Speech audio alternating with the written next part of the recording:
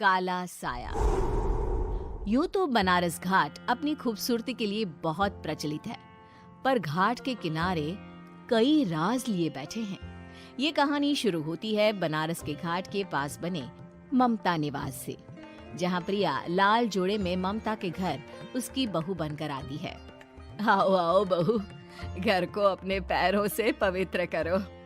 ममता घर की दहलीज पार कर ही रही होती है कि अचानक एक बहुत गंदी सी बास पूरे घर में फैल जाती है।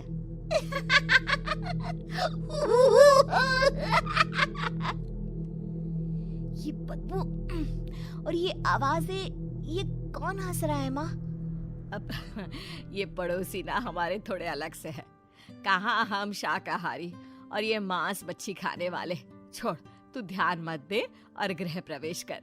और हाँ बहू, अपनी सास की एक बात हमेशा याद रखना, इन पड़ोसियों से तो कभी बात नहीं करेगी। अच्छे लोग नहीं है ये। अपनी सास की ये बात मानेगी ना बेटा? हाँ माँ, जो आपकी मर्जी, मैं उनसे बात नहीं करूंगी। अगले दिन प्रिया अपनी पहली रसोई बनाने रसोई घर में जाती है।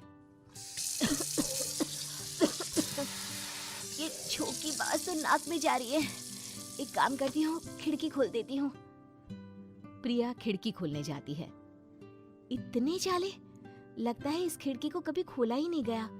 पर ऐसा क्यों? ओह, नॉन वेज की स्मेल आती होगी ना।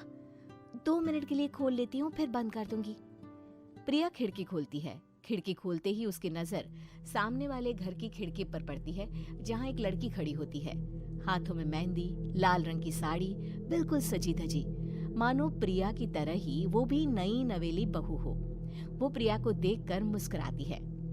हे भगवान, माँ ने तो इनसे बात करने को मना किया था। प्रिया फौरन ही खिड़की बंद कर देती है और तवे पर चढ़े रोटी की ओर देखने लगती है, पर वहाँ रोटी न होकर मछली पड़ी होती है। ये क्या? पहली ही रसोई में इतनी बड़ी गलती। हे भगवान, अब मैं क्या करूं? प्रिया बहुत डर जाती है और फौरन रसोई की सफाई करने और फिर सभी के लिए खाना बनाने लग जाती है। जब वो सबको खाना परोसती है, सब तो ठीक है, मैं बेकार में चिंता कर रही थी। हे भगवान, ऐसे ही बस अपनी कृपा बनाए रखना। रात के वक्त जब सब सो रहे होते हैं, तब प्रिया को पायल की आवाज सुनाई देती है, जिससे उसकी आंख खुल जाती है। ये पायल की आवाज कहाँ से आ रही है? प्रिया उठकर उस आवाज के पीछे छत की सीढ़ियों तक जाती है। तभी उसे बच्चे के रोने की आवाज आती है। प्रिया छत पर जाती है तो क्या देखती है? वही लाल साड़ी वाली लड़की अपनी गोद में एक नवजात बच्चे को घुमा घुमा कर सुला रही है। तभी प्रिया की नजर उसके पेट पर पड़ती है। ओह गॉड, ये तो प्रेग्नेंट भी है। सुनिए, बच्चा सो नहीं रहा है क्या? मैं कुछ मदद करूं? नहीं नहीं, आपके घर वालों को अच्छा नहीं लगेगा, मैं संभाल लूंगी। स्नेहा की गोद से बच्चा हाथ मारकर प्रिया की गोद में आने को छटपटाने लगता है। दोनों घर अगल बगल में बने होने के कारण प्रिया उस बच्चे को गोद में ले लेती है। प्रिया के पास आते ही वो सो जाता है। बच्चे का वो स्पर्श रात भर प्रिया भूल नहीं पाती और अगली सुबह वो छत पर कपड़े सुखा रही होती है। तभी उसे एक औरत इशारा करके बुलाती है।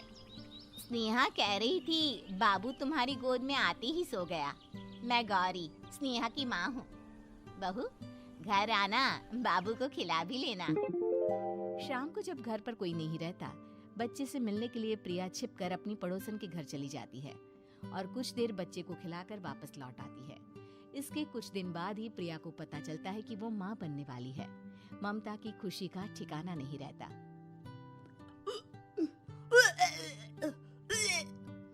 माँ जी, पता नहीं क्यों उल्टी आ रही है। प्रिया भागती हुई वॉशरूम में जाती है तो हरे और लाल रंग की उल्टी करती है। उस उल्टी में से कीड़े निकलते हैं। ये क्या? खून और ये कीड़े! माँ! माँ!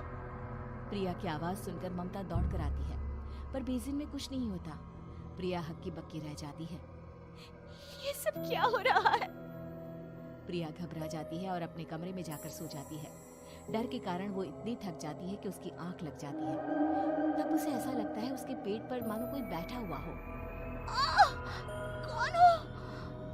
प्रिया के पेट पर एक 5 महीने की बच्ची बैठी हुई थी, जो बुरी तरह जली हुई थी। माँ, तुम ही मुझे लाई ना अपने पेट में। मैं तुम्हारी माँ नहीं हूँ। कौन हो तुम? माँ, देखो मैं जल गई बुरी तरह से।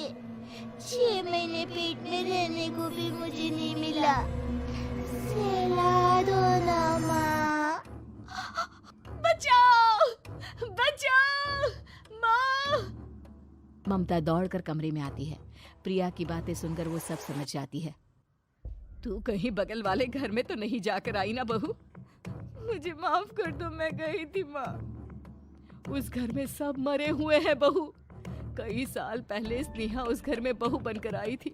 कुछ ही दिन में वो एक बच्चे को जन्म देने वाली थी। पूरा घर बच्चे के आने की खुशी में खोया था कि एक दिन अचानक उस घर में आग लग गई। सब बुरी तरह जलकर मर गए। गौरी आज भी दादी बनने का इंतजार कर रही है और इसीलिए स्नेहा ने अपना अजन्मा बच्चा तुम्हारी कोख में डाल दिया। ममता ये कह रही होती है कि पीछे से उसके पैरों को एक बच्चा पकड़ लेता है। दादी, दादी। माँ, स्नेहा की गोद में यही बच्चा था। ये बच्चा कौन है फिर? तेरी मौत है। तेरी भी दादी। जिस चीज का ममता को डर था वही हो गया। ममता ने